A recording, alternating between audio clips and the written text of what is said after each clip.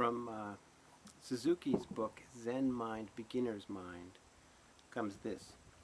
It is said that there are 4 kinds of horses: excellent ones, good ones, poor ones, and bad ones. The best horse will run slow and fast right and left at the driver's will, before it sees the shadow of the whip. The second best will run as well as the first one does, just before the whip reaches its skin. The third one will run when it feels pain on its body. The fourth will run after the pain penetrates to the marrow of its bones.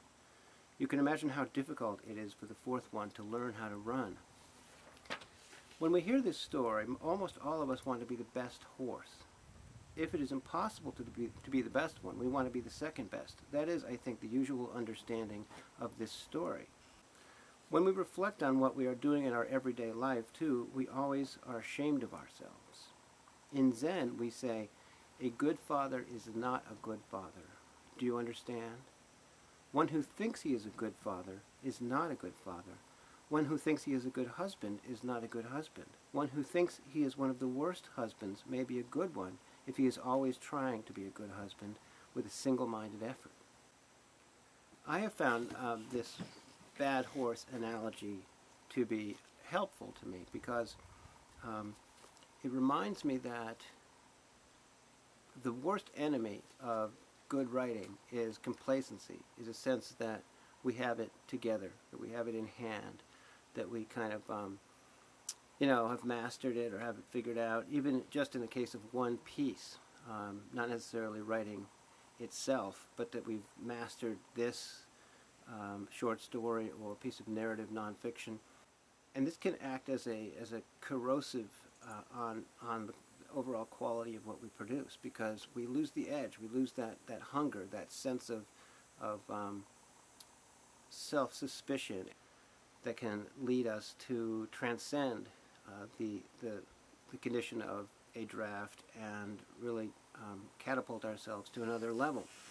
This transcendence often grows out of a real coming up against the wall of our own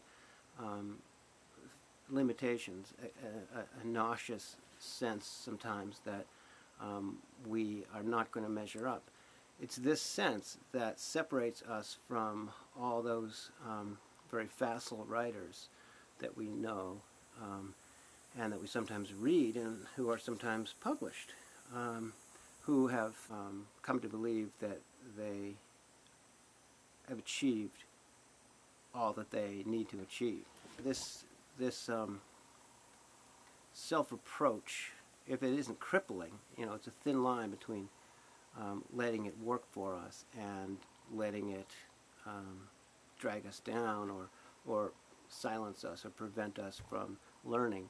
But this self-reproach can act as a sort of a crack police squad within us that can target mediocrity and even the subtler forms of mediocrity that we would otherwise let ourselves get away with.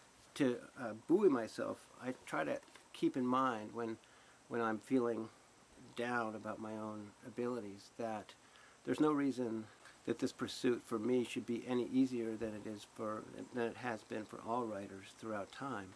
Those who continue to grow and develop learn to not just exist and accept a state of incompleteness or dissatisfaction, but actually to thrive in it and allow it to draw them forward, to generate in them a kind of an unquenchable hunger for deepening what it is that they're working on and working toward.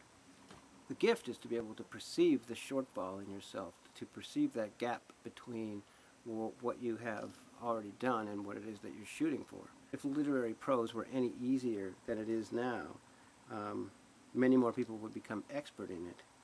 And think of the sort of comical black nightmare that would be waking up one morning and finding that everyone around you is an excellent prose writer. So maybe it's this very difficulty that is our gift, like the bad horse. And we can count ourselves in good company. Van Gogh himself once referred to, quote, working through an invisible iron wall that seems to stand between what one feels and what one can do.